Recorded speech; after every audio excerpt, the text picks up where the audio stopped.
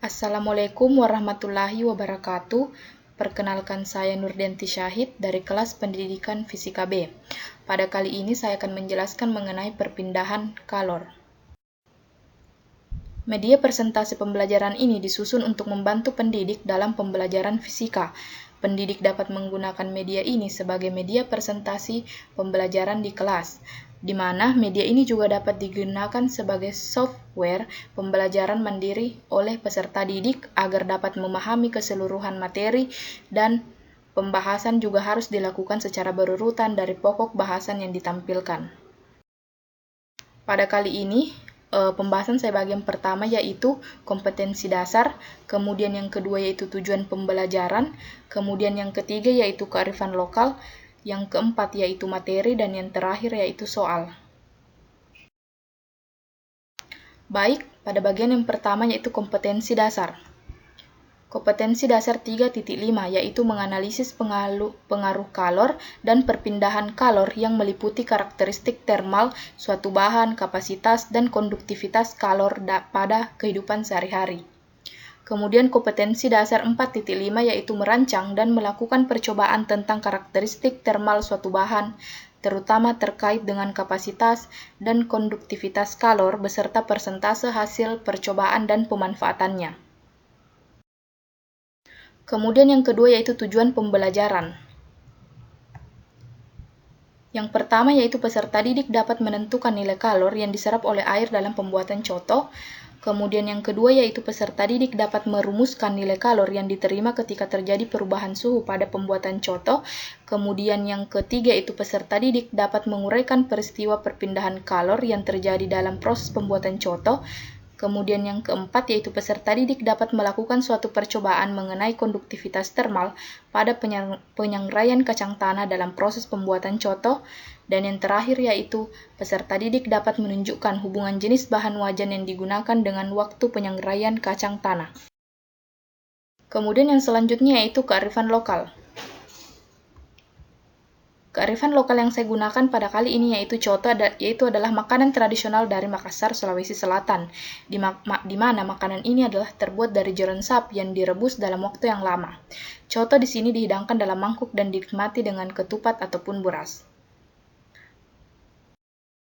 Kemudian materi. Sebelum saya memasuki materi, saya akan menjelaskan sedikit konsep dari perpindahan kalor yang terjadi pada proses pembuatan coto, di mana kita dapat dilihat dari proses penyangraian kacang yang akan digunakan, ataupun dari pembuatan bumbu coto saat menumisnya, ataupun saat kita merebus daging maupun saat kita memasak coto tersebut. Di mana alat-alat yang digunakan dalam pembuatan coto di sini diantaranya panci ataupun wajan yang terbuat dari besi, yang dimana besi di sini lebih mudah menghantarkan panas.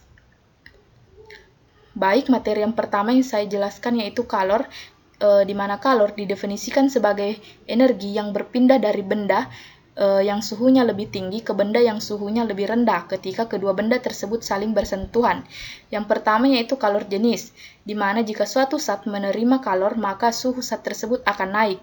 Besarnya kenaikan suhu dari zat itu sebanding dengan banyaknya kalor yang diterima oleh zat tersebut berbanding terbalik dengan massa serta kalor jenis zat.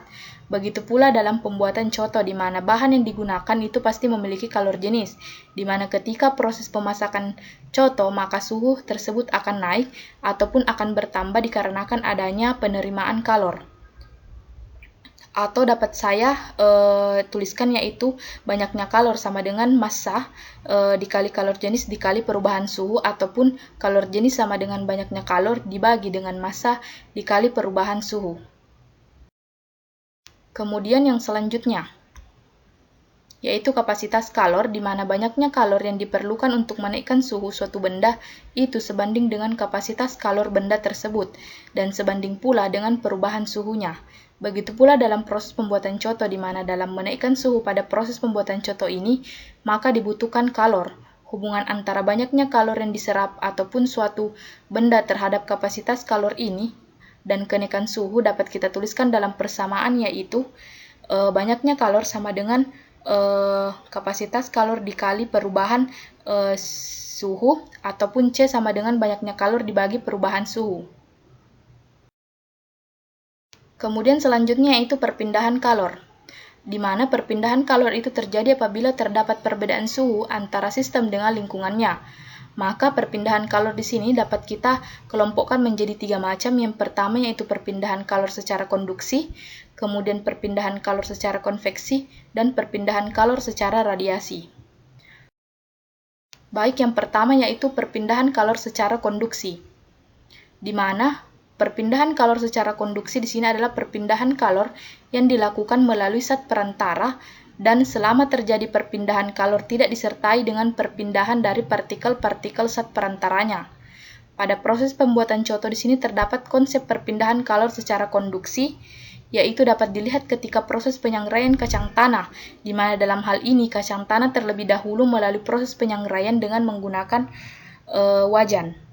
Dalam hal ini, digunakan konsep konduksi ataupun perpindahan panas secara aliran, di mana panas dari api itu akan berpindah melalui wajan, kemudian dialirkan menuju kacang tanah pada kuali. Dalam proses sangrai ini, maka kita perlu terus mengaduk kacang tanah tersebut, sebab suhu diterima kacang tanah langsung bersentuhan dengan wajan yang berbeda dengan suhu yang diterima kacang tanah yang tidak bersentuhan dengan wajan, sehingga untuk meratakan penerimaan suhu tersebut dan agar tidak ada kacang tanah yang gosong, maka perlu adanya proses pengadukan selama proses penyangraian. Kemudian yaitu perpindahan kalor secara konveksi. Konveksi di sini adalah perpindahan kalor melalui zat perantara yang disertai juga dengan perpindahan bagian-bagian zat tersebut. Konveksi bisa terjadi pada zat cair ataupun pada gas.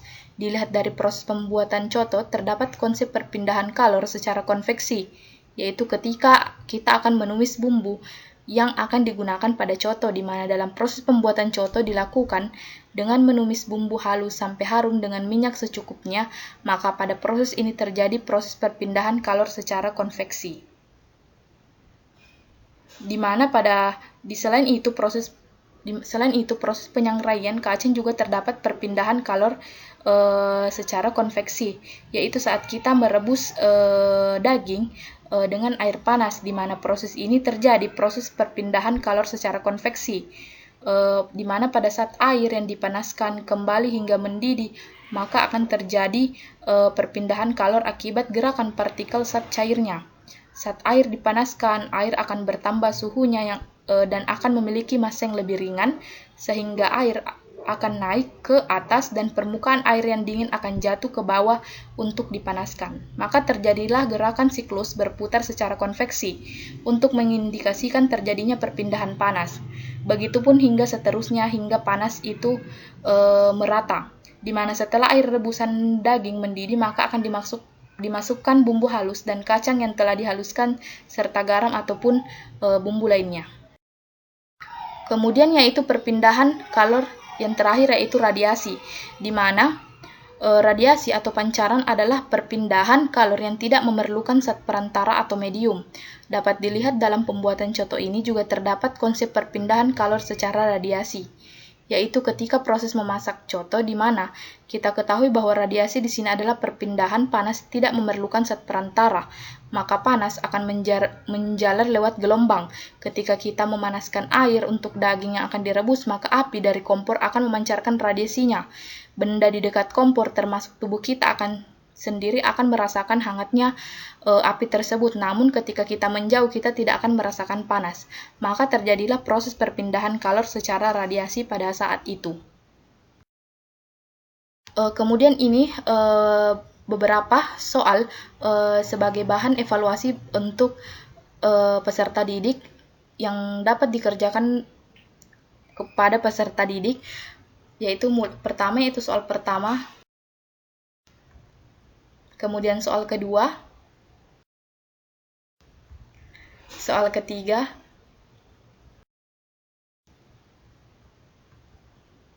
soal keempat,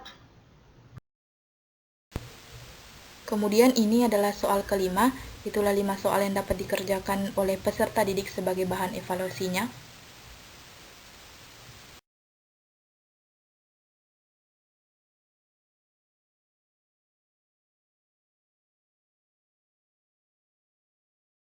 Itulah persentase dari saya.